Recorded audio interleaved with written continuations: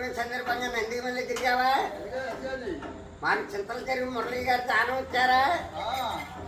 వారికి చక్కని కొడుకులు కూతుళ్ళు దించుకొని తిరుగుతున్నావా? మేళ తాళాలతో పచ్చి కుంకుమని తిరుగుతున్నావా? బెదర్ గారు ఇచ్చినట్టు కానికి బజార్లో మిక్చర్ గారు తింటావా? ఆ ఇల్లు పయ్యాల్లో తొక్కులు పోతే తోడే ఉండాలన్నావా?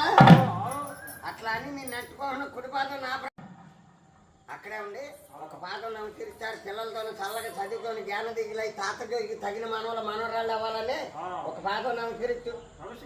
నిన్ను నట్టుకోకుండా నీ మగ్గం